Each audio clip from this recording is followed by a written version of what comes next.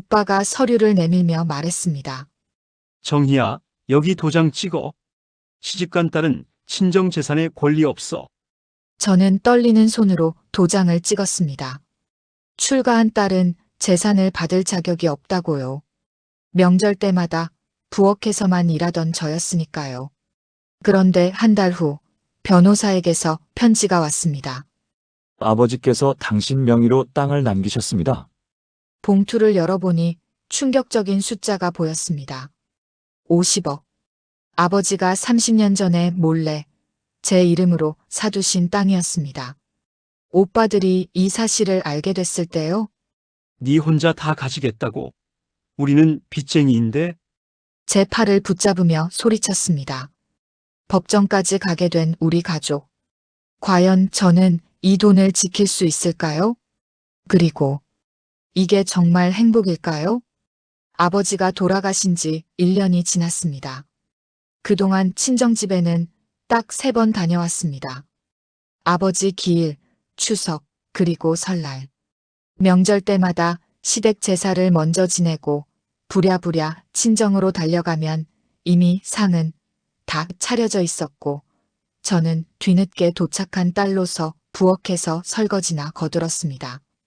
큰오빠와 작은오빠는 거실에 앉아 소주잔을 기울이며 세상 돌아가는 이야기를 나누고 저는 올케 언니들과 함께 싱크대 앞에서 묵묵히 그릇을 닦았습니다. 그게 출가한 딸의 자리였으니까요. 어머니는 언제부터인가 제 이름을 부르지 않으셨습니다. 그저 멍하니 저를 바라보시다가 고개를 돌리시곤 했습니다. 처음에는 섭섭했지만 어머니가 평생 말수가 적으셨으니 그러려니 했습니다. 그런데 지난주 큰오빠한테서 전화가 왔습니다. 정희야, 엄마가 병원에 가셨는데 알츠하이머 초기래. 가족회의 해야 하니까 이번 주 토요일에 친정으로 와. 전화는 그렇게 끊어졌습니다. 안부 인사도 엄마 상태가 어떤지 자세한 설명도 없었습니다. 저는 가슴이 철렁 내려앉았습니다. 알츠하이머라니. 엄마가 남편에게 조심스럽게 말을 꺼냈습니다. 여보, 이번 주 토요일에 친정 좀 다녀와야 할 것 같아요. 엄마가 알츠하이머 진단을 받으셨대요. 남편은 신문을 보다 말고 고개를 들었습니다. 그래, 그럼 다녀와. 근데 오래 있지 말고 저녁 전에는 들어와. 일요일에 우리 집 제사 있잖아. 그뿐이었습니다. 장모님이 큰 병을 진단받았는데 위로의 말 한마디 없었습니다. 저는 그저 고개를 끄덕였습니다. 우리 남편이 원래 그런 사람이니까요. 처가 일에는 관심이 없습니다. 토요일 아침, 저는 일찍 집을 나섰습니다. 서울에서 안동까지는 버스로 3시간 반이 걸립니다. 명절도 아닌데 친정을 가려니 마음이 무거웠습니다. 오빠들이 무슨 이야기를 꺼낼지, 엄마는 얼마나 많이 아프셨을지. 친정집 대문을 열고 들어서니 마당의 잡초가 무성했습니다. 아버지가 살아계실 때는 늘 깨끗하게 관리하셨는데 이제는 아무도 신경 쓰지 않나 봅니다. 낡은 한옥의 기와 몇 장이 깨져 있었고 담장에는 금이 가 있었습니다. 왔어? 큰오빠 민철이가 마루에 앉아 담배를 피우고 있었습니다. 인사도 건성이었습니다. 저는 신발을 벗으며 대답했습니다. 네, 오빠. 엄마는 어디 계세요? 방에 누워 계셔. 요즘 많이 안 좋으셔. 작은 오빠 재훈이도 안방에서 나왔습니다. 얼굴이 많이 야위어 있었습니다. 정이 왔구나. 혼자 왔어? 매제는? 남편은 회사 일이 있어서요. 엄마 뵙고 올게요. 저는 안방 문을 조심스럽게 열었습니다. 어머니는 이불을 덮고 누워 계셨습니다. 예전보다 훨씬 작아 보이셨습니다. 허리가 더 굽으시고 머리는 완전히 하얗게 새셨습니다. 엄마, 저예요. 정희. 어머니는 천천히 고개를 돌리셨습니다. 저를 한참 바라보시더니 고개를 끄덕이셨습니다. 알아보시는 건지 아니면 그냥 누군가 온 걸 인지하신 건지 알 수 없었습니다. 엄마, 많이 편찮으세요? 제가 왔어요. 어머니는 대답 대신 눈을 감으셨습니다. 저는 어머니의 손을 잡았습니다. 손등에 주름이 깊게 패여 있었고 손은 얼음장처럼 차가웠습니다. 정말이지 가슴이 미어지는 것 같았습니다. 평생 저희를 키우느라 고생하신 엄마가 이렇게 작고 여린 모습으로 누워 계시다니. 정희야, 나와봐. 이야기 좀 하자. 큰오빠가 부르는 소리에 저는 어머니 손을 가만히 내려놓고 밖으로 나왔습니다. 거실에는 큰오빠와 작은오빠가 마주 앉아 있었습니다. 탁자 위에는 서류 몇 장이 놓여 있었습니다. 저는 그 서류를 보는 순간 왠지 모를 불안감이 밀려왔습니다. 앉아. 큰오빠가 턱으로 자리를 가리켰습니다.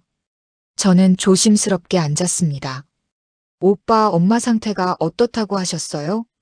알츠하이머 초기래. 병원에서 약 처방받아 왔는데 이제 점점 기억을 잃을 거래. 혼자 두면 위험하대.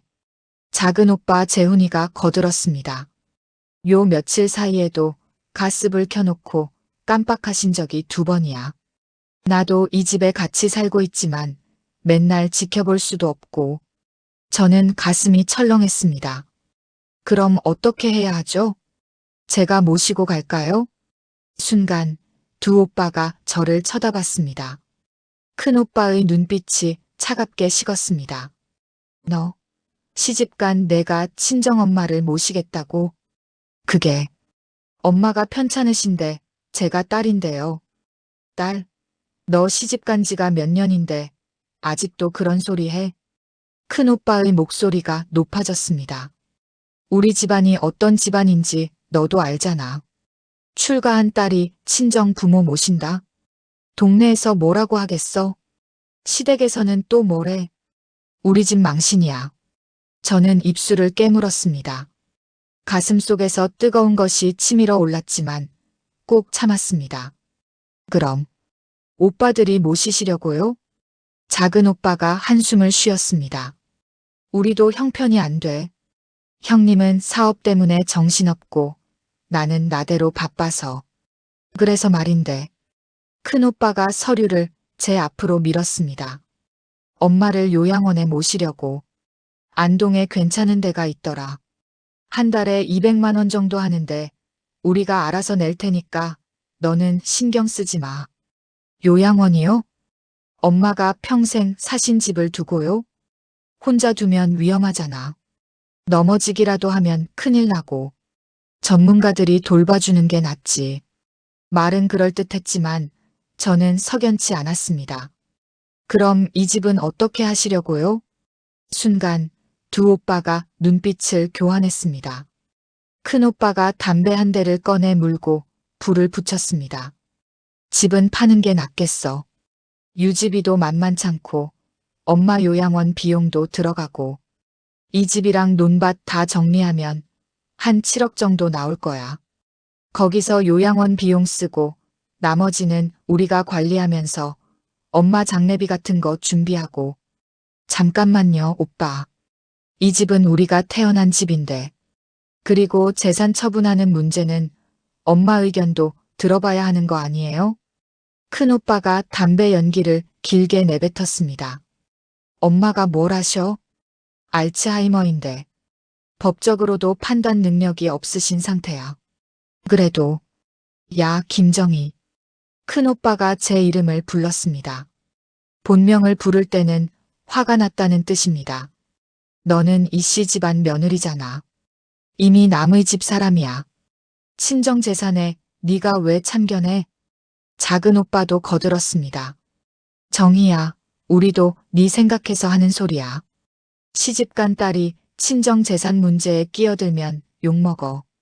그냥 우리가 알아서 할 테니까 너는 명절 때나 얼굴 비추면 돼. 저는 아무 말도 할 수 없었습니다. 목구멍까지 말이 차올랐지만 한마디도 나오지 않았습니다. 그리고 이거 사인해. 큰 오빠가 서류 한 장을 내밀었습니다. 뭔데요? 네가 친정 재산에 대해 어떤 권리도 주장하지 않는다는 확인서야. 나중에 말 나오면 복잡해지니까 지금 정리해두는 게 좋아. 제 손이 떨렸습니다. 정말이지, 이게 꿈인가 싶었습니다. 제가 태어나고 자란 집, 제가 엄마라고 처음 불렀던 이 마루, 제가 아버지 무릎에 앉아 옛날 이야기를 들었던 이 거실, 이 모든 걸 팔아버리겠다고요? 그리고 저는 딸인데 저의 의견은 하나도 묻지 않고 서류에 도장이나 찍으라고요? 눈물이 핑 돌았습니다. 하지만 울면 안 됩니다. 울면 오빠들이 뭐라고 하겠습니까? 여자는 감정적이라고 시집 가더니 버릇 없어졌다고 할 게 뻔합니다. 생각 좀 해볼게요. 제가 겨우 입을 열었습니다. 생각? 뭘 생각해? 이거 안 찍으면 넌 명절 때도 오지 마. 아버지 제사도 지내지 마. 큰오빠의 목소리가 싸늘했습니다. 그리고 나중에 엄마 돌아가시면 장례식에도 얼굴 들이밀지 마. 알았어? 저는 고개를 숙였습니다. 손이 부들부들 떨렸습니다. 결국 저는 서류에 도장을 찍었습니다. 어차피 출가한 딸이니까요. 제 목소리 같은 건 중요하지 않으니까요. 집으로 돌아오는 버스 안에서 저는 창밖만 바라봤습니다. 논밭이 지나가고 산이 지나가고 하늘이 지나갔습니다.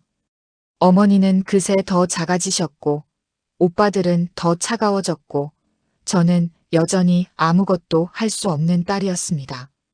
핸드폰이 울렸습니다. 남편이었습니다. 다 끝났어? 빨리 와. 저녁 준비해야지. 네, 지금 가고 있어요. 전화를 끊고 저는 다시 창밖을 봤습니다. 정말이지, 내 마음도 모르고. 이 세상에서 저를 진짜 딸로 대해주는 사람은 아무도 없는 것 같았습니다. 그날 이후로 일주일이 지났습니다. 저는 집안일을 하면서도 장을 보면서도 자꾸 친정 생각이 났습니다. 어머니는 잘 계실까? 요양원에는 언제 가시는 걸까? 집은 정말 팔리는 걸까? 궁금한 게 많았지만 오빠들에게 전화할 용기가 나지 않았습니다. 전화하면 또 뭐라고 할까봐 무서웠습니다. 시집간 년이 왜 자꾸 전화해? 신경 끄라니까. 이런 말을 들을 게 뻔했으니까요.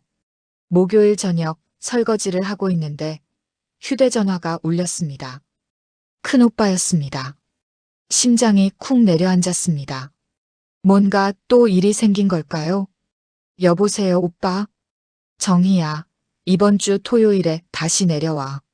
집 매매 계약하는데 네가 와야 할 것 같아. 네, 벌써요? 일주일 전에 말씀하셨을 때는 천천히 알아본다고 하셨잖아요. 생각보다 빨리 사겠다는 사람이 나왔어.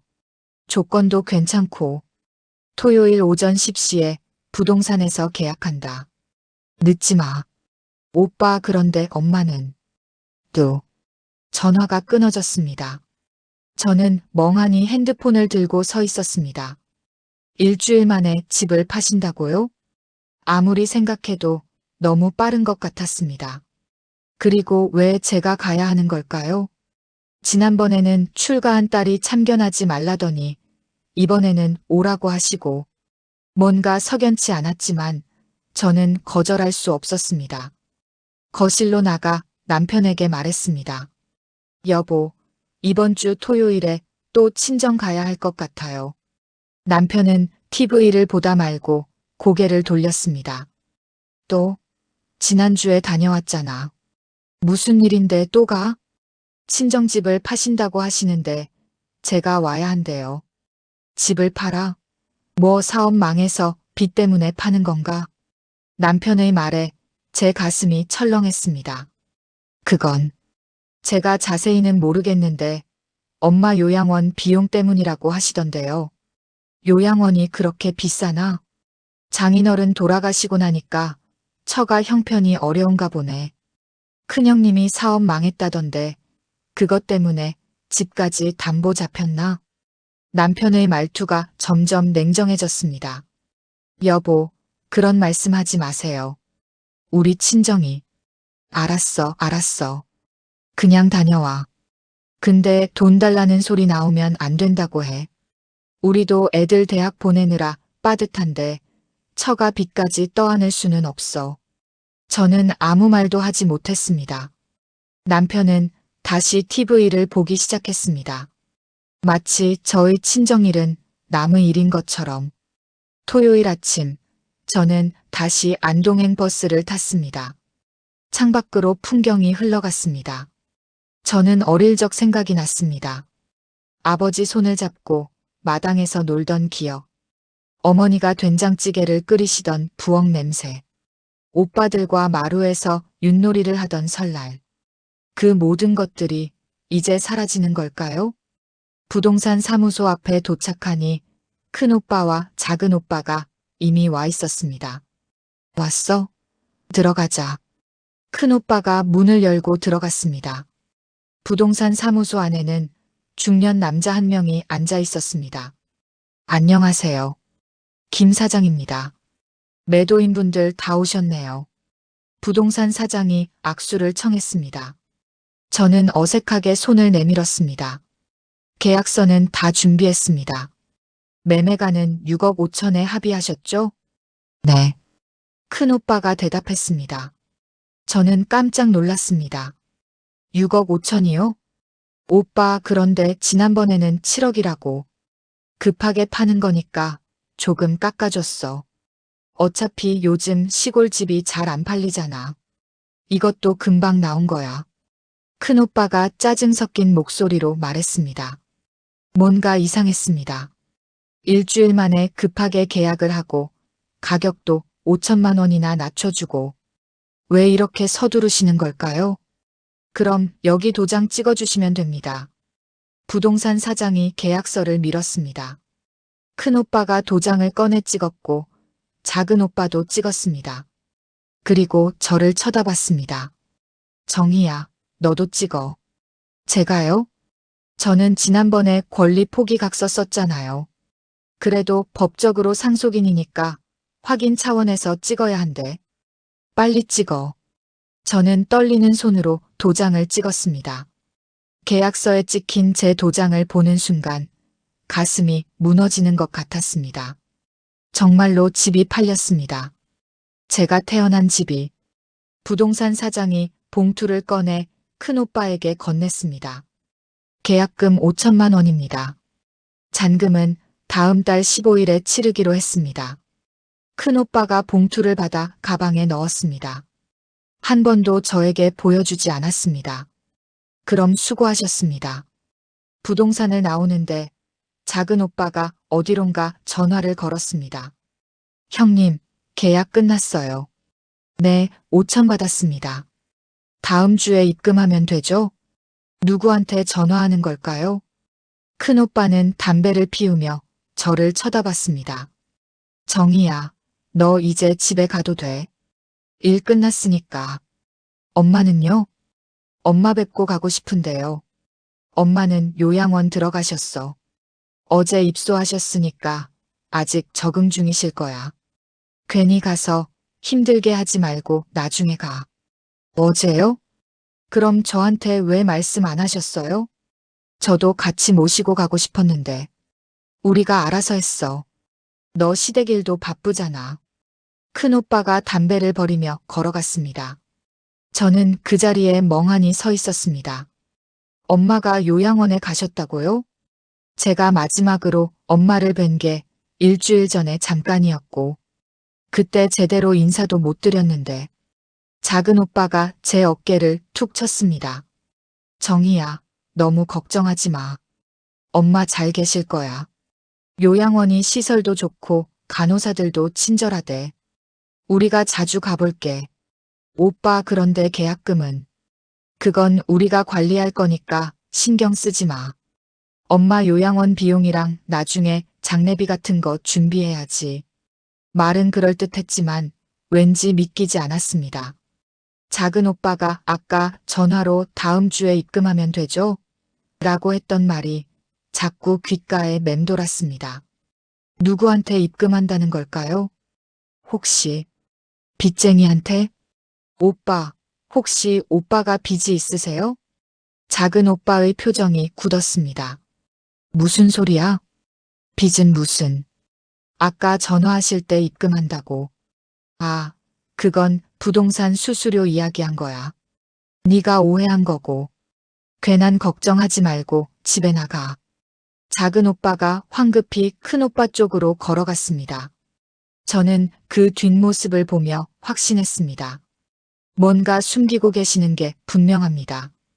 그날 저녁 집으로 돌아와 남편에게 말했습니다. 여보, 친정집이 팔렸어요. 그런데 뭔가 이상해요. 오빠들이 너무 급하게 서두르시고 남편은 저녁을 먹으면서 대수롭지 않게 말했습니다. 그래, 뭐 처가가 급전이 필요하신가 보지. 장인어른 돌아가시고 나니까 빚 독촉 들어온 거 아니야? 그런 것 같긴 한데. 그럼 됐잖아. 집 팔아서 빚 갚으시는 거지. 우리한테는 피해 안 오는 거니까 신경 끄자. 근데 엄마가 요양원 가셨는데 저 한번 찾아뵈러 가고 싶어요. 또 가게? 이번 달에만 벌써 2번 갔잖아. 요양원 적응하실 시간도 필요하고 형님들이 알아서 잘 모실 거 아니야. 너무 자주 가면 오히려 어머님도 힘드실 거야. 그냥 전화로 안부 여쭤봐. 남편은 제 말에 더 이상 관심이 없었습니다. 저는 속으로 한숨을 쉬었습니다. 아무도 제 마음을 이해해주지 않았습니다. 그날 밤 잠이 오지 않아 뒤척이는데 핸드폰에 메시지가 왔습니다. 작은 오빠였습니다. 정희야, 당분간 친정에 자주 오지 마. 엄마 요양원 적응 중이시니까 괜히 가서 혼란스럽게 하지 말고. 우리가 알아서 잘 모실게. 메시지를 읽는데 눈물이 주르륵 흘렀습니다. 자주 오지 말라니. 제가 그렇게 거추장스러운 존재인가요? 저는 그냥 엄마가 보고 싶었을 뿐인데. 저는 이불을 뒤집어 쓰고 소리 없이 울었습니다. 정말이지 세상에서 제일 외로운 사람은 출가한 딸인 것 같았습니다. 일주일이 지났습니다. 저는 매일 엄마 생각을 했습니다. 요양원에서 잘 지내고 계실까? 밤에 무서워하시진 않으실까? 낯선 곳에서 혼자 계시면 얼마나 외로우실까? 오빠들은 자주 찾아뵌다고 하셨지만 정말 가시는지 확인할 방법이 없었습니다. 수요일 오후 저는 결심했습니다. 오빠들 몰래 엄마를 찾아뵙기로. 남편에게는 대학 동창 모임이 있다고 거짓말을 했습니다. 여보, 오늘 저녁에 친구들 만나고 올게요. 그래, 늦지 마. 남편은 TV를 보며 건성으로 대답했습니다. 저는 가방을 챙겨 집을 나섰습니다. 지하철을 타고 고속버스 터미널로 갔습니다. 안동행 버스표를 끊고 버스에 올랐습니다. 가슴이 두근거렸습니다. 오빠들한테 들키면 어떡하나. 혹시 엄마가 저를 알아보시지 못하면 어떡하나. 하지만 그래도 가야 했습니다. 제가 가지 않으면 엄마는 정말 혼자이실 테니까요. 안동에 도착해서 택시를 탔습니다. 청솔요양원으로 가주세요. 작은 오빠가 보낸 문자에서 본 요양원 이름이었습니다. 택시는 시내를 벗어나 외곽으로 달렸습니다. 논밭이 펼쳐진 한적한 곳에 3층짜리 건물이 보였습니다. 청솔요양원. 저는 택시비를 내고 내렸습니다. 현관문을 열고 들어가니 소독약 냄새가 났습니다. 데스크에 젊은 간호사가 앉아 있었습니다. 안녕하세요. 무슨 일로 오셨어요? 저 김영숙 어르신 면회 왔는데요. 아, 김영숙 할머니요? 보호자분이세요? 네, 딸입니다. 간호사가 명부를 확인했습니다. 그런데 보호자 명단에 따님은 안 계신데요? 아드님 2분만 등록되어 있어요. 가슴이 철렁했습니다. 저를 보호자 명단에서 빼셨다고요? 저 진짜 딸인데요. 신분증 보여드릴게요.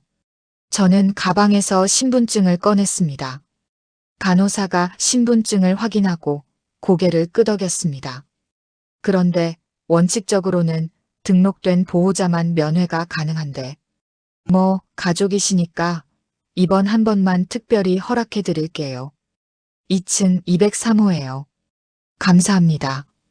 저는 계단을 올라갔습니다. 복도를 걸으며 방 번호를 확인했습니다. 201호, 202호, 203호. 문 앞에서 저는 잠시 숨을 고르고 노크를 했습니다. 엄마, 저예요. 정희. 대답이 없었습니다.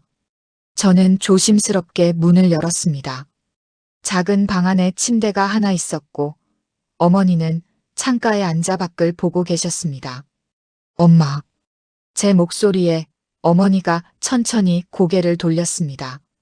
저를 보더니 멍하니 바라보셨습니다. 알아보시는 걸까요? 엄마, 저 정희예요. 딸. 어머니의 눈에 물기가 고였습니다. 정희야. 엄마가 제 이름을 부르셨습니다. 저는 눈물이 주르륵 흘러내렸습니다. 네, 엄마. 저예요. 저는 어머니 앞에 무릎을 꿇고 앉아 손을 잡았습니다. 손은 여전히 차가웠습니다. 엄마, 여기는 괜찮으세요? 밥은 잘 드시고요? 어머니는 고개를 끄덕이셨습니다. 그리고 제 손을 꽉 쥐셨습니다. 정희야. 미안해. 엄마, 왜 미안하세요? 엄마가 뭘 잘못하셨어요? 엄마가 너를 차갑게 대해서. 어머니의 말이 끊어졌습니다. 알츠하이머 때문에 말이 잘 나오지 않으시는 것 같았습니다. 괜찮아요, 엄마. 저 알아요. 엄마가 저를 사랑하신다는 거. 어머니가 고개를 저으셨습니다. 노란 봉투. 네. 무슨 봉투요? 아빠, 서재. 노란 봉투 찾아봐. 어머니가 제 손을 더 세게 쥐셨습니다. 엄마, 무슨 말씀이세요? 노란 봉투가 뭐예요? 서랍. 제일 아래 찾아. 어머니가 힘들게 말씀하셨습니다. 그리고 다시 창밖을 보셨습니다. 저는 어머니의 말이 무슨 뜻인지 알 수 없었습니다. 노란 봉투? 아빠 서재? 그런데 친정집은 이미 팔렸는데요. 엄마, 근데 집이 팔렸어요. 오빠들이 지난주에 계약하셨어요. 어머니가 갑자기 저를 쳐다보셨습니다. 눈빛이 또렷해지셨습니다. 팔렸어? 벌써? 네. 다음 달에 잔금 치른대요. 어머니의 눈에서 눈물이 주르륵 흘러내렸습니다. 찾아야 하는데. 늦었어, 정희야. 미안해. 어머니가 제 손을 놓으시고 고개를 떨구셨습니다. 저는 무슨 말씀인지 알 수 없었지만 가슴이 먹먹했습니다. 뭔가 중요한 걸 놓친 것 같은 기분이 들었습니다. 엄마, 제가 찾아볼게요. 노란 봉투가 뭔지는 모르겠지만 집에 가서 찾아볼게요. 어머니는 대답하지 않으셨습니다. 다시 멍하니 창밖만 보고 계셨습니다. 저는 1시간쯤 어머니 곁에 앉아 있었습니다. 어머니는 가끔 중얼거리셨습니다. 노란 봉투. 정희, 미안해. 요양원을 나와 친정집으로 향했습니다. 집은 이미 팔렸지만 아직 잔금을 치르지 않았으니 들어갈 수 있을 거라고 생각했습니다. 대문을 열고 들어섰습니다. 마당은 더 황량해졌고 집은 텅 비어 있는 것 같았습니다. 오빠 계세요? 아무 대답이 없었습니다. 저는 현관문을 열려고 했는데 잠겨 있었습니다. 열쇠가 없었습니다. 저는 창문으로 안을 들여다봤습니다. 거실에는 짐들이 아무렇게나 쌓여 있었습니다. 아버지 서재는 안방 옆에 있었는데 저는 그쪽을 볼 수 없었습니다. 정희야? 뒤에서 누군가 불렀습니다. 깜짝 놀라 돌아보니 작은 오빠였습니다. 손에 열쇠를 들고 계셨습니다. 오빠? 어떻게? 새 주인 들어오기 전에 짐 정리하라고 부동산에서 열쇠 받았어. 근데 너 여기 왜 왔어? 오지 말라고 했잖아. 작은 오빠의 얼굴이 굳어 있었습니다. 저 엄마 요양원 다녀오는 길에 잠깐 들렀어요. 집에 제 물건 좀 찾으려고요. 무슨 물건? 그냥 어릴 때 쓰던 일기장이랑 그런 거요. 저는 거짓말을 했습니다. 내 물건은 벌써 다 버렸어. 지금 막 마지막 정리하는 중이니까 찾지 마. 오빠, 아버지 서재 좀 봐도 될까요? 작은 오빠의 눈빛이 날카로워졌습니다. 서재는 왜? 그냥 아버지 유품 같은 거 있으면 좀 간직하고 싶어서요. 유품은 우리가 알아서 정리 중이야. 너 줄 건 따로 챙겨놨으니까 나중에 줄게. 오늘은 그냥 가. 오빠, 제가 딸인데 들어가 보는 것도 안 돼요? 안 돼. 집 팔렸으니까 이제 우리 집도 아니야.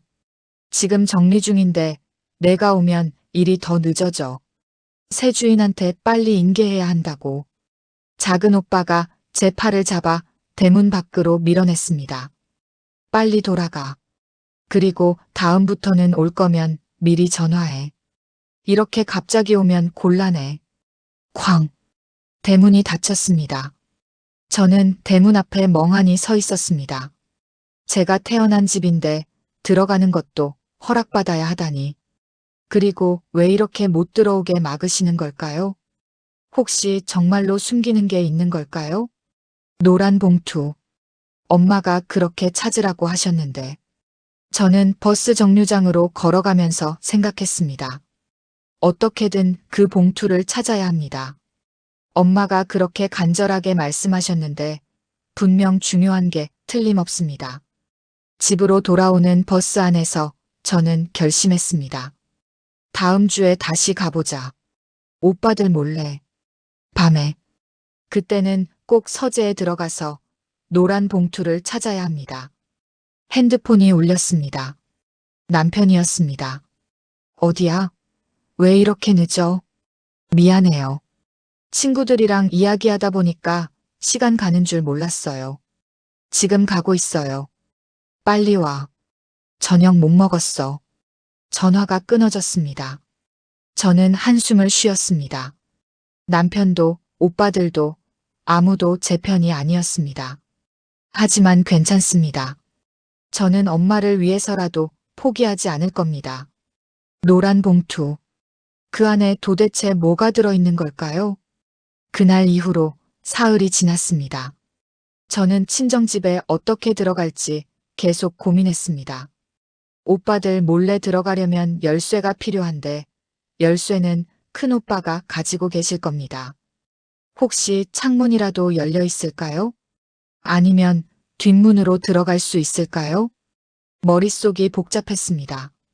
토요일 아침 우편함을 확인하러 나갔습니다. 청구서 몇 장과 함께 등기우편이 한 통 들어 있었습니다. 발신인을 보니 법무법인 정심 마이너스 김춘식 변호사라고 적혀 있었습니다. 변호사? 저는 등기우편을 뜯었습니다. 정갈한 글씨로 쓰인 편지가 들어 있었습니다. 김정희님께 안녕하십니까? 저는 법무법인 정심의 김춘식 변호사입니다. 고 김철수님의 오랜 친구이기도 합니다. 철수가 생전에 부탁하신 일이 있어 이렇게 연락드립니다. 급하게 만나 뵙고 싶은 일이 있으니 가능하시면 이번 주 중으로 제 사무실로 방문해 주시면 감사하겠습니다. 꼭 혼자 오셔야 하며 다른 가족분들께는 말씀하지 말아 주십시오. 이는 고인의 유언이기도 합니다. 아래 주소와 연락처를 남깁니다. 편지를 읽는 저의 손이 떨렸습니다. 아버지의 친구, 아버지가 부탁하신 일, 그리고 다른 가족들에게는 비밀로 하라고. 혹시 이게 엄마가 말씀하신 노란 봉투와 관련이 있는 걸까요? 저는 바로 핸드폰을 꺼내 편지에 적힌 번호로 전화를 걸었습니다. 여보세요. 법무법인 정심입니다. 안녕하세요. 저 김정희인데요. 김춘식 변호사님께서 편지를 보내주셨는데. 아, 김정희 님이시군요. 변호사님께서 기다리고 계십니다. 언제 방문 가능하신가요? 오늘 당장 가도 될까요? 잠시만요. 확인해 보겠습니다. 잠시 후 직원이 말했습니다. 오늘 오후 3시에 오실 수 있으세요? 네, 가겠습니다. 그럼 주소 아시죠? 네, 찾아가겠습니다. 전화를 끊고 저는 시계를 봤습니다. 오전 10시. 3시까지 올 시간이 있습니다. 남편에게는 뭐라고 말해야 할까요? 여보, 오늘 오후에 미용실 좀 다녀올게요. 거실에서 신문을 보던 남편이 고개를 들었습니다. 머리, 지금도 괜찮은데. 머리가 너무 푸석푸석해서 트리트먼트 받으려고요. 그래, 다녀와. 남편은 다시 신문을 봤습니다. 저는 옷을 갈아입고 가방을 챙겼습니다. 가슴이 두근거렸습니다. 오후 2시 반, 저는 서초동에 있는 법무법인 정심 건물 앞에 도착했습니다. 깔끔한 10층짜리 건물이었습니다. 6층에 법무법인 정심이 있었습니다. 엘리베이터를 타고 올라가 유리문을 열고 들어갔습니다. 안녕하세요. 김정희입니다. 3시에 약속이. 아, 김정희 님이시죠? 변호사님께서 기다리고 계십니다. 이쪽으로 오세요. 직원이 저를 안내했습니다. 복도를 지나 맨 끝에 있는 방문을 노크했습니다. 변호사님, 김정희님 오셨습니다. 들어오세요. 문이 열리고 저는 안으로 들어갔습니다. 넓은 사무실에 50대 중반쯤 되어 보이는 남자분이 책상 앞에 앉아 계셨습니다. 머리는 반백이었고 안경을 쓰고 계셨습니다.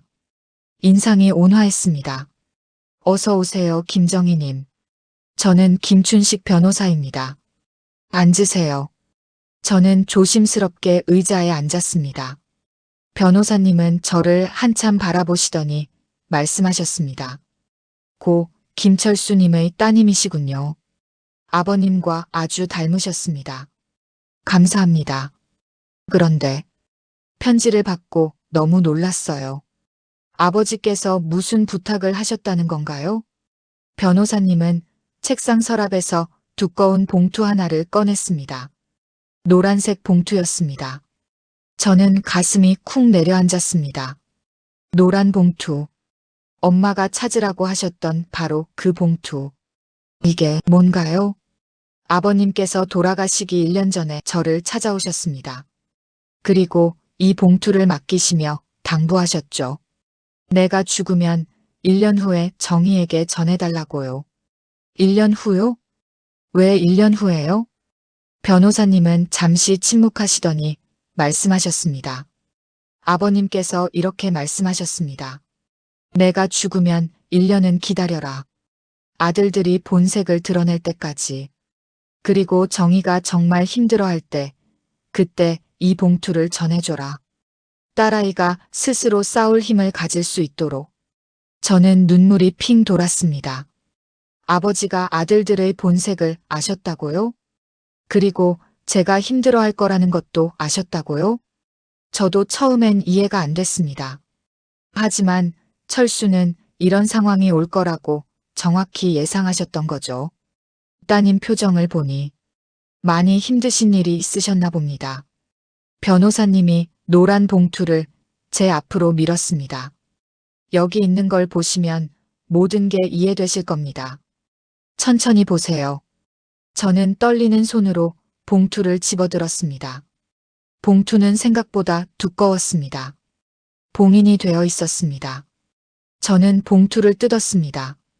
안에서 여러 장의 서류가 나왔습니다. 맨 위에는 아버지의 손편지가 있었습니다. 정갈한 아버지의 글씨. 저는 편지를 펼쳤습니다. 정희야, 이 편지를 읽고 있다면 아빠는 이미 세상을 떠났겠구나. 그리고 내 오빠들이 너를 힘들게 했을 거야. 아빠가 미안하다.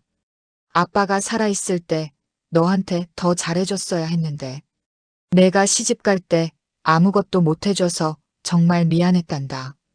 오빠들은 아들이라고 대학도 보내주고 결혼할 때도 집 사주고 차 사줬는데 너한테는 이불 몇 채가 전부였지. 명절 때마다 너를 부엌에만 있게 한 것도, 너를 출가외인 취급한 것도 다 아빠가 잘못했어. 하지만 정희야, 아빠는 너를 제일 사랑했단다. 내가 대학 다니던 1997년에 아빠는 내 이름으로 땅을 하나 샀어. 경북 안동시 풍산읍 일대 3,000평. 당시에는 아무것도 없는 허허벌판이었지만 아빠는 언젠가 이곳이 개발될 거라고 믿었어. 그리고 그 땅이 내가 힘들 때 든든한 힘이 되기를 바랐단다. 이 땅은 법적으로 내 명의로 되어 있어. 등기권리증이 이 봉투 안에 들어있단다. 오빠들은 이 땅의 존재를 모를 거야. 엄마만 알고 계시지. 정희야, 아빠가 너한테 해준 게 이것밖에 없어서 정말 미안하구나. 하지만 이게 아빠가 너한테 줄 수 있는 전부란다. 내 오빠들이 집을 팔고 재산을 나눌 때 너를 배제할 거야. 출가한 딸은 권리가 없다고 할 거야. 하지만 괜찮아. 이 땅은 이미 법적으로 내 것이니까. 오빠들과 나눌 필요도 없는 온전히 내 재산이야. 당당하게 살아라, 내 딸. 누구한테도 기죽지 마. 너는 내 자랑스러운 딸이란다. 사랑한다, 정희야. 아빠가 편지를 읽는 동안 눈물이 주르륵 흘러내렸습니다.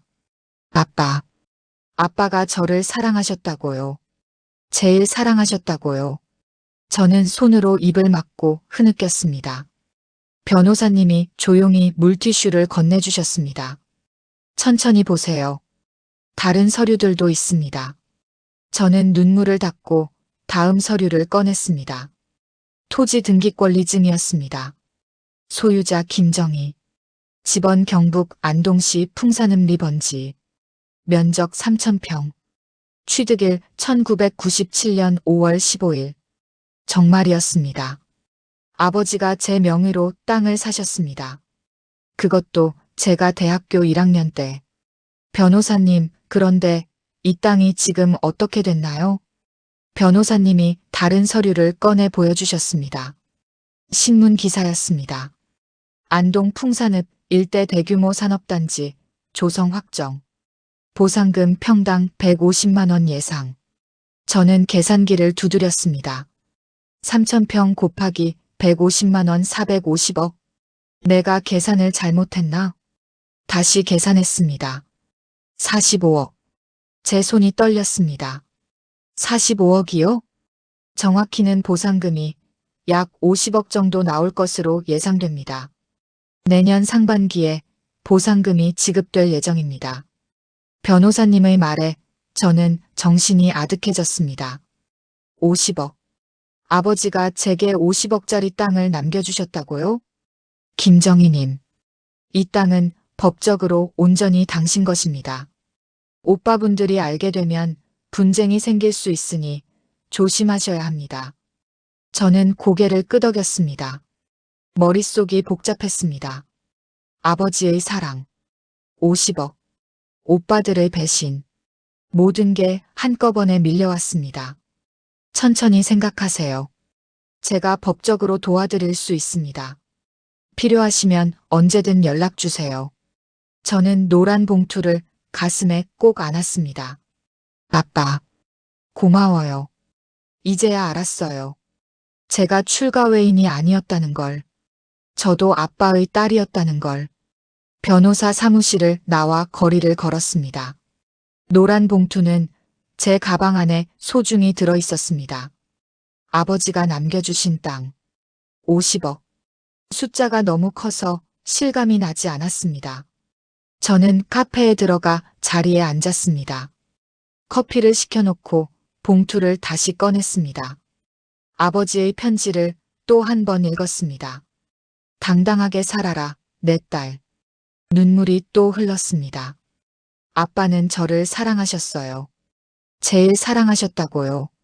그런데 왜 살아계실 때는 말씀 안 하셨을까요? 단 한 번이라도 정희야, 아빠가 너 사랑한다고 말씀해 주셨더라면. 저는 핸드폰을 꺼냈습니다. 남편에게 전화를 걸어야 할까요? 아니면 비밀로 해야 할까요? 변호사님 말씀이 생각났습니다. 오빠분들이 알게 되면 분쟁이 생길 수 있으니 조심하세요. 그렇다면 남편에게도 말하지 않는 게 나을까요? 저는 망설였습니다. 그런데 머릿속에 남편의 목소리가 들렸습니다. 처가가 무슨 재산이 있다고. 빚 독촉 들어온 거 아니야? 우리한테는 피해 안 오는 거니까 신경 끄자. 남편은 제 친정이 가난하다고 생각했습니다. 그래서 무관심했습니다. 그런데 만약 50억이라는 걸 알면 어떻게 될까요? 태도가 달라질까요? 아니면 욕심을 부릴까요? 저는 결정했습니다. 일단은 비밀로 하자. 남편에게도 오빠들에게도 법적으로 확실하게 정리될 때까지. 집에 도착하니 남편이 소파에 앉아 TV를 보고 있었습니다. 왔어? 저녁 준비해. 남편은 다시 TV를 봤습니다. 저는 부엌으로 들어가 앞치마를 둘렀습니다. 가방 속 노란 봉투가 신경 쓰였습니다. 어디에 숨겨야 할까요? 남편이 찾으면 안 되는데. 저는 저녁을 차리면서 계속 생각했습니다. 밥을 먹는 내내 마음이 불안했습니다. 왜 그래? 밥맛 없어? 남편이 물었습니다. 아니에요. 그냥 피곤해서요. 그래. 일찍 자. 저녁을 치우고 방으로 들어갔습니다. 남편이 샤워하는 동안 저는 봉투를 꺼냈습니다. 어디에 숨길까요? 옷장 깊숙한 곳? 아니면 책꽂이 뒤? 저는 옷장 제일 위 칸에 있는 겨울 이불 사이에 봉투를 넣었습니다. 남편이 절대 뒤지지 않을 곳이었습니다. 그날 밤 잠이 오지 않았습니다. 계속 생각했습니다. 오빠들에게 이 사실을 알려야 할까요? 오빠, 사실 아버지가 제 명의로 땅을 사주셨어요. 50억 정도 나온대요. 이렇게 말하면 오빠들이 뭐라고 하실까요? 아마 믿지 않으실 겁니다. 아니면 화를 내실 겁니다. 너 혼자 다 가지려고 숨겼냐? 아버지가 정신이 나가셔서 그런 거다. 무효야. 분명 싸울 겁니다. 그리고 법적으로 문제를 만들려고 하실 겁니다. 저는 이불을 뒤집어 쓰고 눈을 감았습니다. 일단은 변호사님과 상의하자. 법적으로 완벽하게 정리한 다음에 오빠들에게 알리자. 월요일 아침, 저는 김춘식 변호사님께 전화를 걸었습니다. 변호사님, 저 김정희입니다. 혹시 오늘 시간 되시면 다시 만날 수 있을까요? 물론이죠. 오후 2시에 오실 수 있으세요? 네, 가겠습니다. 변호사 사무실에 도착해서 자리에 앉았습니다. 변호사님, 이 땅 문제를 어떻게 처리해야 할까요? 오빠들한테 알려야 하나요? 변호사님은 고개를 저었습니다. 법적으로는 알릴 필요가 없습니다. 이미 당신 명의로 등기되어 있고 20년이 넘은 재산이니까요. 오빠분들이 이의를 제기할 법적 근거가 없습니다. 그런데 오빠들이 가만히 있을까요? 아마 소송을 걸 겁니다. 아버지가 치매였다. 정의가 속여서 뺏었다. 이런 주장을 할 겁니다. 하지만 증거가 없습니다. 1997년 등기 문서, 아버지가 매년 재산세 납부한 기록, 그리고 제가 보관하고 있는 유언장까지 모두 법적으로 완벽합니다. 유언장도 있어요? 변호사님이 서류를 꺼냈습니다. 아버님께서 작성하신 유언장입니다. 공증까지 받으셨습니다. 여기 보시면 풍산읍 소재 토지는 딸 김정희의 온전한 재산임을 확인함이라고 명시되어 있습니다. 저는 서류를 받아들었습니다. 아버지의 서명이 선명했습니다. 변호사님, 그럼 제가 해야 할 일은 뭔가요? 일단 보상금 지급 절차가 진행되면 제가 대리해서 처리하겠습니다. 그리고 혹시 오빠분들이 소송을 걸면 그때 대응하면 됩니다. 걱정 마세요. 이길 수 있습니다. 저는 고개를 끄덕였습니다. 그날 저녁 집으로 돌아오는데 핸드폰이 울렸습니다. 큰오빠였습니다. 가슴이 철렁했습니다. 혹시 땅 이야기를 아신 걸까요? 여보세요, 오빠? 정희야, 너 지난주에 친정집 왔었다며? 재훈이한테 들었어. 네, 엄마 요양원 다녀오는 길에. 왜 미리 연락 안 했어? 그리고 서재 들어가려고 했다며? 거기 왜 들어가려고 한 거야? 그냥 아버지 유품 좀 보고 싶어서요. 갑자기 아버지 생각이 나서. 앞으로는 미리 연락해. 그리고 당분간 안동에 오지 마. 집 정리하느라 바빠. 네, 알겠어요. 전화가 끊어졌습니다. 왜 이렇게 예민하게 구시는 걸까요? 혹시 뭔가 숨기는 게 있는 걸까요? 수요일 택배가 하나 왔습니다. 발신인은 경북 안동. 작은 오빠였습니다. 상자를 열어보니 제 어릴 적 사진 몇 장과 옛날 교복, 그리고 일기장이 들어 있었습니다. 메모지가 하나 들어 있었습니다. 정희야, 내 물건 정리하다가 찾았다. 집 정리 다 끝났으니까 이제 친정 올 일 없다.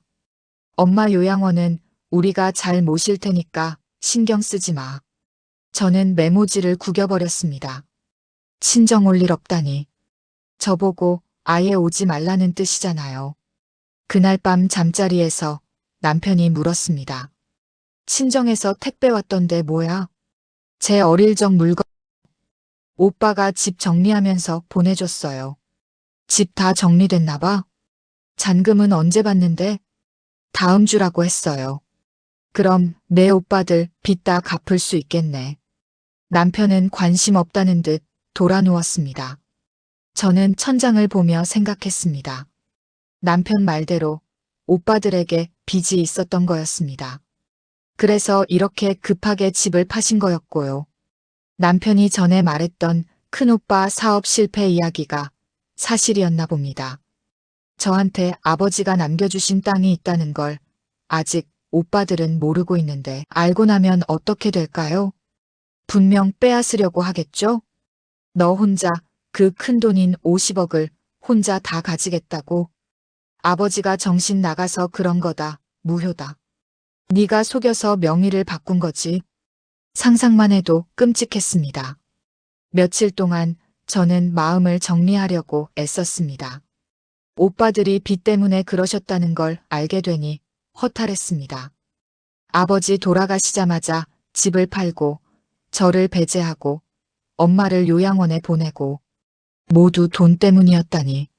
하지만 동시에 제게도 50억이 있다는 사실이 위로가 됐습니다. 이제 저도 기죽지 않아도 됩니다. 금요일 오후 큰오빠한테서 또 전화가 왔습니다. 전화벨 소리를 듣는 순간 가슴이 답답했습니다. 하지만 저는 평온한 목소리로 전화를 받았습니다. 정희야, 다음 주 화요일에 잔금 받는다. 너도 와야 하니까 시간 비워둬. 네, 알겠어요. 속으로는 분노가 치밀었지만 저는 참았습니다. 그리고 그날 재산 정리 끝나면 너한테도 줄 게 있어. 저한테요? 얼마나 주실 건지 궁금했습니다. 6억 5천의 몇 %나 줄 건지요. 엄마 용돈 명목으로 300만 원 줄게. 명절 때마다 엄마 용돈 좀 드리고. 저는 귀를 의심했습니다.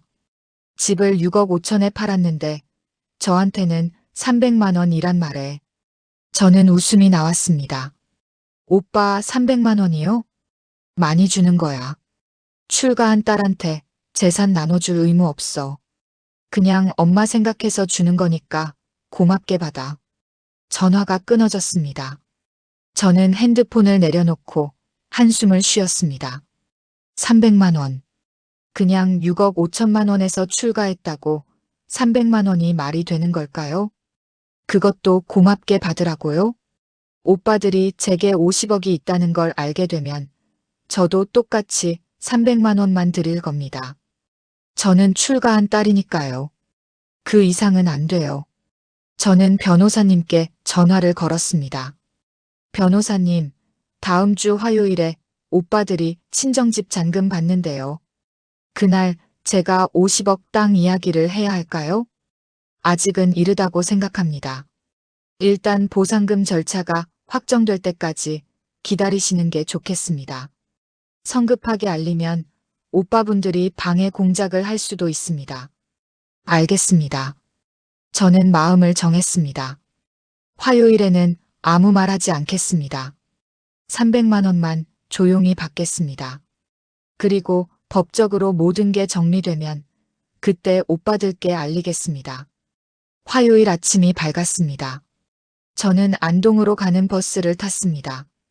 부동산 사무소 앞에 도착하니 큰 오빠와 작은 오빠가 서 있었습니다. 두 분 다 들떠 보였습니다. 잔금 6억을 받을 생각에 신이 나신 것 같았습니다. 왔네. 들어가자. 부동산 안에서 잔금을 주고받았습니다. 큰 오빠가 통장을 확인하고 미소를 지었습니다. 잘 들어왔네. 밖으로 나오자 큰 오빠가 봉투를 하나 꺼냈습니다. 정희야, 이거 받아. 300만 원. 저는 봉투를 받아들었습니다. 감사합니다, 오빠. 이제 친정일은 다 정리됐다. 앞으로는 명절 때나 보자. 큰 오빠는 그렇게 말하고 돌아섰습니다. 저는 그 뒷모습을 보며 생각했습니다. 오빠, 아직 끝난 게 아니에요. 이제 시작이에요. 잔금을 받은 다음 날부터 저는 평소처럼 생활했습니다. 집안일을 하고 장을 보고 남편 저녁을 준비했습니다. 노란 봉투는 여전히 옷장 깊숙한 곳에 숨겨져 있었습니다. 변호사님께서 연락을 주셨습니다. 보상금 지급 절차가 순조롭게 진행되고 있다고요. 내년 3월이면 정식으로 지급될 것 같다고 하셨습니다. 그때까지만 참으면 됩니다. 그때까지만 비밀로 하면 됩니다. 하지만 세상 일은 제 뜻대로 되지 않았습니다. 목요일 저녁 준비를 하고 있는데 핸드폰이 울렸습니다. 큰 오빠였습니다. 여보세요, 오빠? 너 지금 당장 안동 내려와. 목소리가 차갑고 날카로웠습니다. 네. 무슨 일인데요? 그냥 내려와. 1시간 안에 친정집 앞으로 와. 안 오면 내가 후회할 거야. 전화가 끊어졌습니다. 저는 핸드폰을 든 채 굳어 있었습니다. 무슨 일이 생긴 걸까요? 혹시 땅 이야기를 아신 걸까요? 그럴 리 없는데. 아무도 모르는데. 저는 가방을 챙기며 남편에게 말했습니다. 여보, 친정에 급한 일이 생겼어요. 지금 당장 가봐야 할 것 같아요. 또, 무슨 일인데 이 시간에? 잘 모르겠는데 오빠가 급하게 오래요. 에휴, 처갓집 일이 왜 이렇게 많아. 알았어, 다녀와. 저는 옷장에서 노란 봉투를 꺼내 가방에 넣었습니다. 혹시 모르니까 증거를 가지고 가야 할 것 같았습니다. 안동으로 가는 고속버스는 막차가 8시였습니다. 간신히 버스를 탔습니다. 버스 안에서 저는 계속 불안했습니다. 가슴이 두근거렸습니다. 안동에 도착한 건 밤 11시가 넘어서였습니다. 택시를 타고 친정집으로 갔습니다. 대문 앞에 큰오빠 차가 서 있었습니다. 집안에 불이 켜져 있었습니다. 저는 대문을 열고 들어갔습니다. 마당에 큰오빠와 작은오빠가 서 있었습니다. 두 분 다 얼굴이 굳어 있었습니다. 왔네. 큰오빠가 저를 쳐다봤습니다. 눈빛이 무서웠습니다. 오빠, 무슨 일이에요? 안으로 들어가. 큰오빠가 현관문을 열고 들어갔습니다. 저도 따라 들어갔습니다. 거실 탁자 위에 서류 한 장이 놓여 있었습니다. 저는 그 서류를 보는 순간 심장이 멎는 것 같았습니다. 토지보상 안내문. 소유자 김정희. 보상 예정액 49만 8천만 원. 다 안 돼. 어떻게 알게 되신 거죠? 이게 뭐냐? 큰오빠가 서류를 집어들었습니다. 내 명의로 된 땅이 있다고? 50억짜리. 저는 아무 말도 할 수 없었습니다. 입술이 바짝 말랐습니다. 오빠, 그건. 설명해봐. 이게 어떻게 된 거냐? 큰오빠가 소리를 질렀습니다. 아버지가 제 명의로 사주신 거예요. 뭐? 아버지가? 언제? 제가 대학생일 때요. 1997년에. 작은 오빠가 비웃었습니다. 말도 안 돼. 아버지가 왜 너한테만 그런 걸 해줘? 우리한테는 한 푼도 안 주시고. 저도 몰랐어요. 최근에 알게 됐어요. 거짓말하지 마. 너 처음부터 알고 숨긴 거지? 큰 오빠가 제 팔을 잡았습니다. 그러니까 우리가 집 팔 때 가만히 있었구나. 300만 원 받으면서도 아무 말 안 했지. 내가 50억이나 있으면서. 아니에요, 오빠. 저는 정말 최근에 알았어요. 언제 알았는데? 지지지난주에요. 변호사님이 편지를 보내셔서. 변호사? 무슨 변호사? 아버지 친구분이신데 아버지가 유언을 남기셔서. 큰 오빠가 탁자를 쾅 내리쳤습니다. 유언? 아버지가 내게만 유언을 남기셨다고? 말도 안 되는 소리 하지 마. 정말이에요, 오빠. 증거가 있어요. 저는 떨리는 손으로 가방에서 노란 봉투를 꺼냈습니다. 이게 아버지가 남기신 편지예요. 큰 오빠가 봉투를 빼앗아갔습니다. 편지를 꺼내 읽기 시작했습니다. 읽으면서 얼굴이 점점 일그러졌습니다. 작은 오빠도 옆에서 같이 읽었습니다. 이게 진짜 아버지 글씨네. 작은 오빠가 중얼거렸습니다. 큰 오빠가 편지를 구겼습니다. 말도 안 돼. 아버지가 정신이 나가셔서 이런 짓을 하신 거야. 이건 무효야. 아니에요, 오빠. 아버지는 정상이셨어요. 공증도 받으셨고 법적으로 완벽해요. 법적으로 완벽하다고? 큰 오빠가 비웃었습니다. 그래서 뭐? 내가 50억을 혼자 다 가지겠다는 거야? 그게 아니라 우리는 빚에 쪼들려서 집까지 팔았는데 넌 50억이 있어? 그걸 보고만 있으라고? 큰 오빠가 제 앞으로 다가왔습니다. 위협적이었습니다. 오빠, 진정하세요. 진정? 내가 우리를 속인 건데? 저는 아무도 속이지 않았어요. 저도 모르고 있었다니까요. 작은 오빠가 끼어들었습니다. 정희야, 형님 지금 5억 빚이 있어. 이자만 한 달에 500만 원씩 나가. 그리고 나도 빚이 2억이야. 우리 살려면 내가 좀 나눠줘야 해. 오빠, 이건 아버지가 저한테 주신 거예요. 아버지가 잘못하신 거야. 큰 오빠가 소리쳤습니다. 장남인 내가 있는데 딸한테 50억을 준다고? 말이 돼? 이건 아버지가 착각하신 거야. 편지를 읽으셨잖아요. 아버지가 저를 사랑하셨어요. 사랑? 큰 오빠가 허탈하게 웃었습니다. 우린 평생 아버지 농사일 거들고 제사 지내고 집안 대소사 다 챙겼어. 너는 시집가서 명절 때나 얼굴 비췄잖아. 근데 아버지가 너를 더 사랑했다고? 말도 안 돼. 오빠, 저도. 닥쳐. 큰 오빠가 제 어깨를 밀쳤습니다. 저는 비틀거리며 뒤로 물러났습니다. 그 땅 절반 내놔. 25억. 우리 빚 갚고 나머지는 3등분 하자. 오빠, 이건 법적으로 제 거예요. 법이 뭐가 중요해? 가족이잖아. 내 오빠들이 죽게 생겼는데 혼자 다 가지겠다고? 전 오빠들 빚을 갚아드릴 의무가 없어요. 제가 단호하게 말했습니다. 큰 오빠의 얼굴이 일그러졌습니다. 의무가 없다고? 좋아. 그럼 우리도 각오하고 나가지. 무슨 말씀이세요? 소송 걸 거야. 아버지가 치매 걸리셔서 판단력이 없었다고. 내가 꼬드겨서 명의를 바꿨다고. 법정까지 가자. 증거 없는 소리 하지 마세요. 아버지는 1997년에 사셨어요. 그때는 멀쩡하셨어요. 그럼 내가 증명해봐. 우린 끝까지 싸울 거야. 작은 오빠가 말했습니다. 정희야, 소송하면 시간 오래 걸려. 몇 년씩. 그동안 너도 힘들고 우리도 힘들어. 그냥 합의하자. 우리한테 10억만 줘. 그럼 우리가 포기할게. 10억.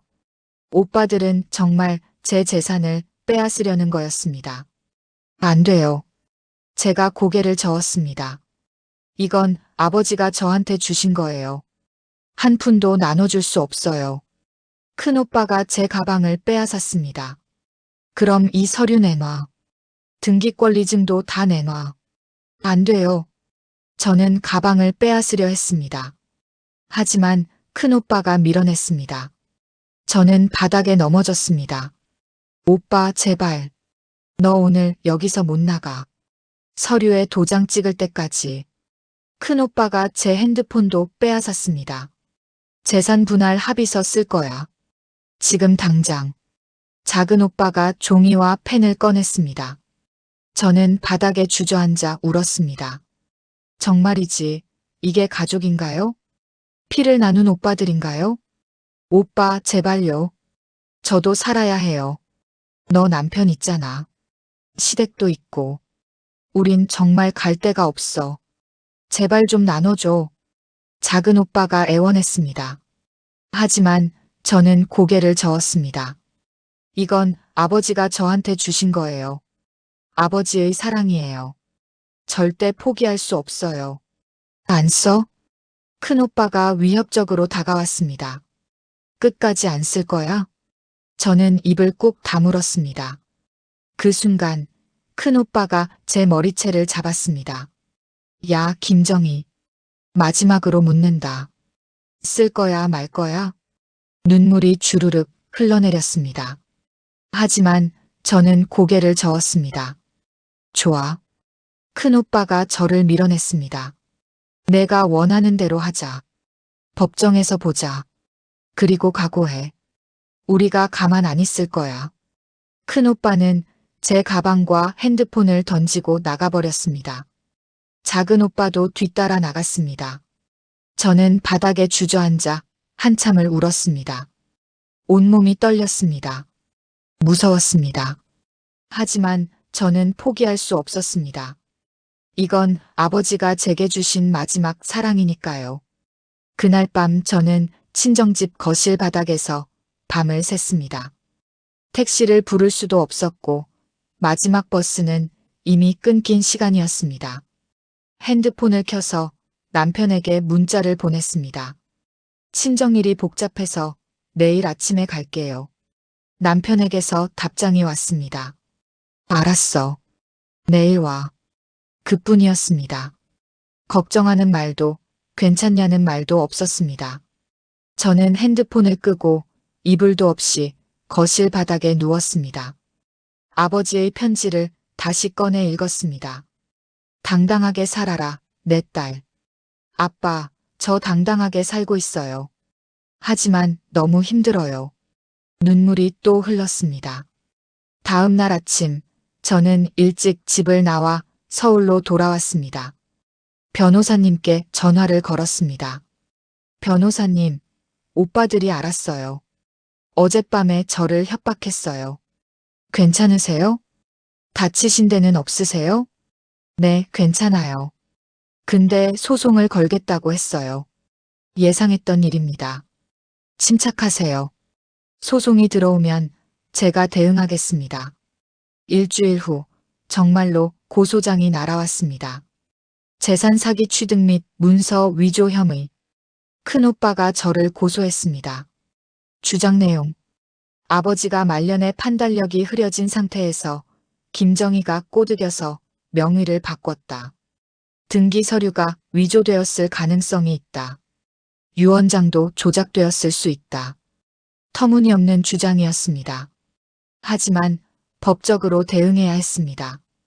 변호사님이 제 편에서 모든 걸 준비해 주셨습니다.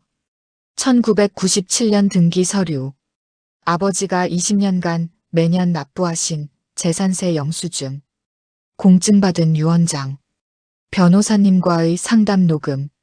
모든 증거가 완벽했습니다. 석 달 후 첫 재판 날이 잡혔습니다. 그날 아침 저는 검은색 정장을 입고 법원으로 갔습니다. 변호사님이 법정 앞에서 기다리고 계셨습니다. 긴장하지 마세요. 우리가 이길 겁니다. 네, 변호사님. 법정 안으로 들어갔습니다.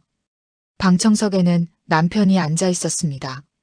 저를 보더니 가볍게 고개만 끄덕였습니다. 큰 오빠와 작은 오빠가 원고 측 자리에 앉아 있었습니다. 두 분 다 정장을 차려입고 계셨습니다. 저를 보더니 고개를 돌렸습니다. 재판이 시작되었습니다. 판사님이 들어오시고 원고 측 변호사가 주장을 시작했습니다. 피고 김정희는 아버지 김철수 씨가 판단력이 흐려진 틈을 타서 재산을 편취했습니다. 1997년 당시 고인은 이미 건강이 좋지 않았고 딸의 말에 속아 땅을 딸 명의로 등기했습니다. 이는 명백한 사기 행위입니다. 변호사님이 반박했습니다. 재판장님, 1997년은 고인이 58세였던 시점입니다. 당시 고인은 정상적으로 농사를 지으셨고 마을 이장까지 맡으셨습니다. 건강 기록을 보시면 아무런 문제가 없었습니다. 그리고 매년 재산세를 본인이 직접 납부하셨습니다. 변호사님이 재산세 영수증 20년치를 제출했습니다. 원고 측 변호사가 다시 주장했습니다. 하지만 왜 장남도 있고 차남도 있는데 딸에게만 재산을 주셨겠습니까? 이는 상식적으로 이해할 수 없습니다. 재산 처분은 소유자의 자유입니다. 아버지께서 딸에게 땅을 증여하신 것은 합법적인 행위입니다. 판사님이 물으셨습니다. 피고 측, 고인이 왜 딸에게만 재산을 주셨는지 설명할 수 있습니까? 변호사님이 대답했습니다. 네, 재판장님. 고인께서 남기신 유언장이 있습니다. 변호사님이 유언장을 제출했습니다. 판사님이 유언장을 읽으셨습니다. 공증이 되어 있군요. 그리고 여기 보면 딸 김정희가 시집가면서 제대로 해주지 못한 것에 대한 보상이라고 명시되어 있습니다. 원고 측 변호사가 말했습니다. 재판장님, 하지만 이 유언장도 피고가 조작했을 가능성이 있습니다. 공증받은 유언장을 조작했다고요? 증거가 있습니까? 지금 조사 중입니다. 판사님이 고개를 저으셨습니다. 증거가 없는 주장은 받아들일 수 없습니다. 큰 오빠가 벌떡 일어났습니다. 재판장님, 저는 장남입니다. 평생 아버지를 모시고 제사를 지냈습니다. 그런데 시집간 딸이 50억을 다 가져간다는 게 말이 됩니까? 판사님이 말씀하셨습니다. 원고 측, 자리에 앉으세요. 감정적인 호소는 법적 근거가 되지 않습니다. 큰 오빠가 주저앉았습니다. 그때였습니다. 법정 뒤쪽 문이 열렸습니다. 휠체어를 탄 어머니가 들어오셨습니다. 뒤에서 요양원 간호사가 휠체어를 밀고 있었습니다. 저는 깜짝 놀라 자리에서 일어났습니다. 엄마. 큰 오빠와 작은 오빠도 놀라서 돌아봤습니다. 엄마가 왜 여기 와? 판사님이 물으셨습니다. 저쪽 분은 누구십니까? 간호사가 대답했습니다. 청솔요양원에서 왔습니다. 김영숙 할머니께서 오늘 재판이 있다는 얘기를 듣고 꼭 가야 한다고 하셔서 모시고 왔습니다. 판사님이 변호사님을 보셨습니다. 피고 측, 이분이 누구십니까? 고 김철수 씨의 배우자이자 당사자들의 어머니십니다. 증인으로 신청하셨습니까? 아니요, 신청하지 않았습니다. 판사님이 어머니를 보셨습니다. 김영숙 씨, 여기 왜 오셨습니까? 어머니가 떨리는 목소리로 말씀하셨습니다. 제가 말씀드릴 게 있어서요. 증언하시겠다는 말씀입니까? 네. 판사님이 원고 측과 피고 측을 보셨습니다. 양측 모두 증인 신문에 동의하십니까? 큰 오빠가 당황해서 변호사와 속삭였습니다. 변호사가 대답했습니다. 동의합니다. 우리 측 변호사님도 동의하셨습니다. 어머니가 증인석으로 이동하셨습니다. 간호사가 휠체어를 밀어 증인석 옆에 세웠습니다. 판사님이 물으셨습니다.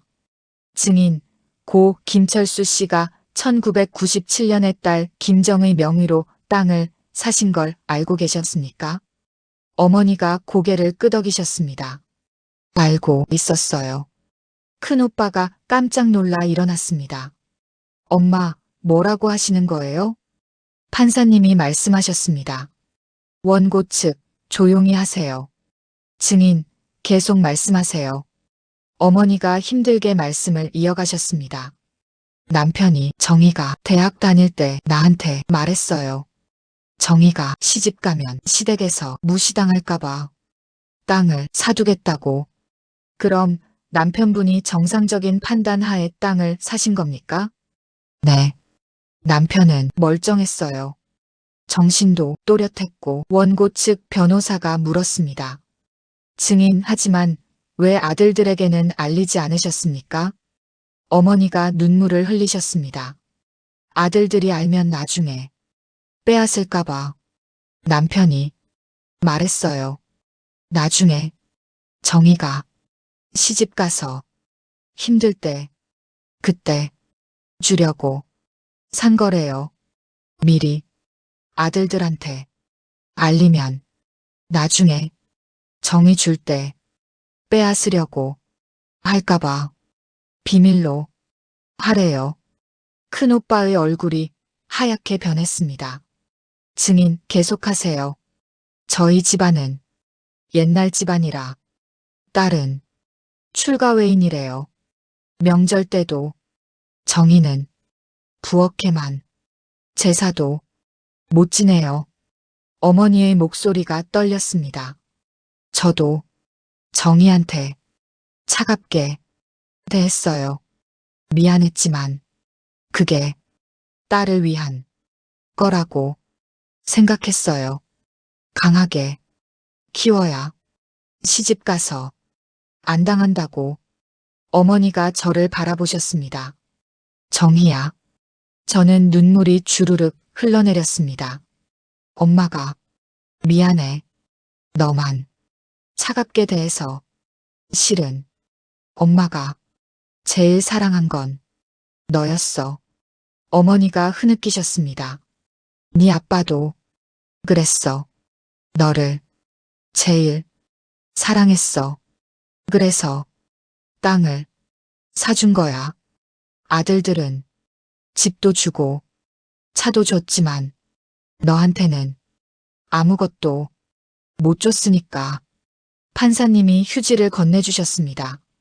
증인, 진정하시고 천천히 말씀하세요. 어머니가 눈물을 닦으셨습니다.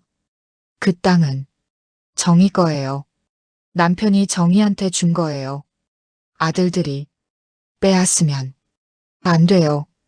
큰오빠가 고개를 떨구었습니다. 작은 오빠는 얼굴을 손으로 가렸습니다. 저는 증인석으로 달려가 어머니를 껴안았습니다. 엄마, 정희야. 미안해. 엄마가 너무 못해줬어. 아니에요, 엄마. 저 알아요. 엄마가 저를 사랑하신다는 거. 법정안이 조용했습니다. 판사님도 변호사들도 방청객들도 모두 숙연해졌습니다. 판사님이 말씀하셨습니다. 오늘 재판은 여기까지 하겠습니다. 판결은 2주 후에 선고하겠습니다. 재판이 끝나고 저는 어머니와 함께 복도로 나왔습니다. 큰오빠와 작은오빠가 멀찍이 서 있었습니다. 두 분 다 고개를 들지 못했습니다. 작은오빠가 조심스럽게 다가왔습니다.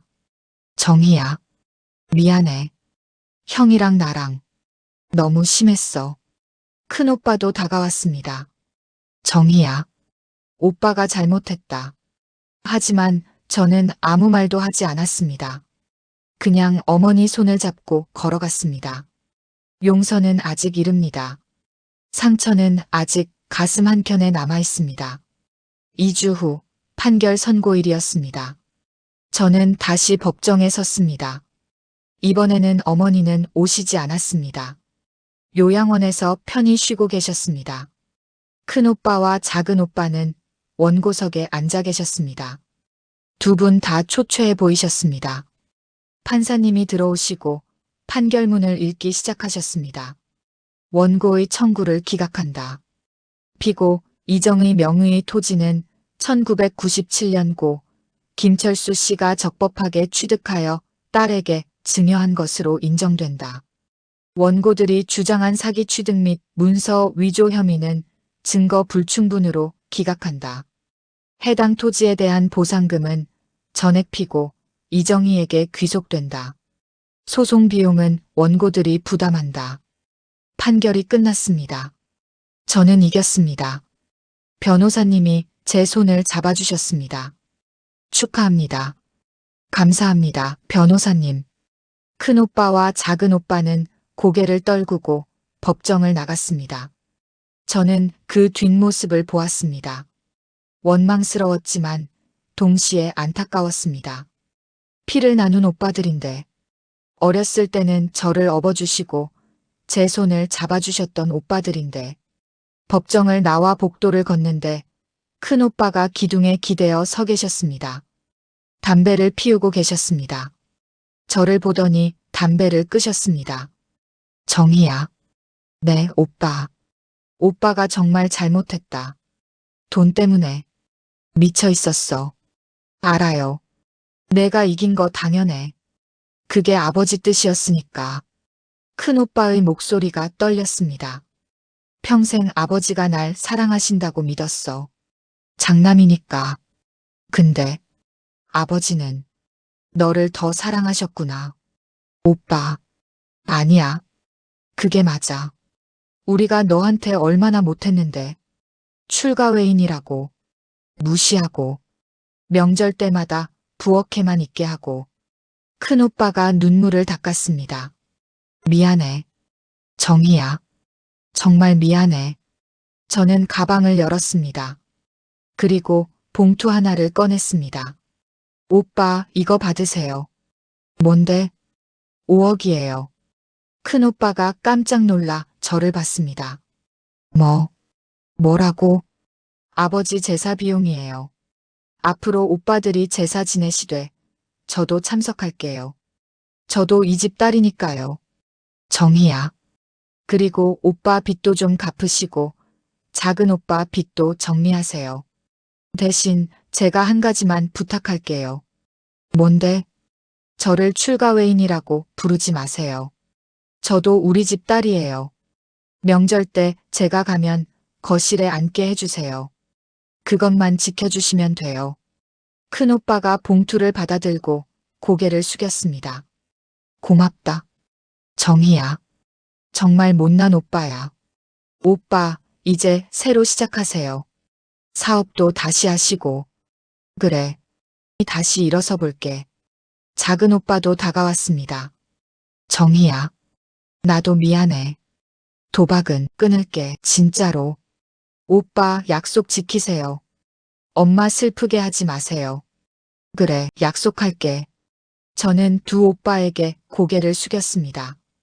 그럼 저 먼저 갈게요. 법원을 나와 햇빛을 받았습니다. 가슴이 뻥 뚫리는 것 같았습니다. 자유로웠습니다. 당당했습니다.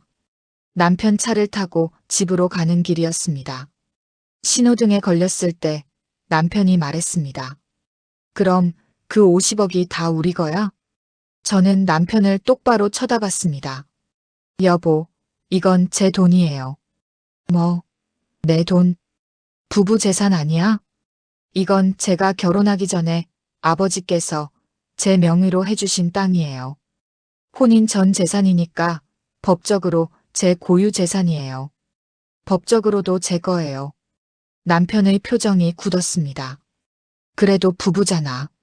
내가 뭘 잘못했다고 너 혼자 가지겠다는 거야? 잘못하신 건 없어요.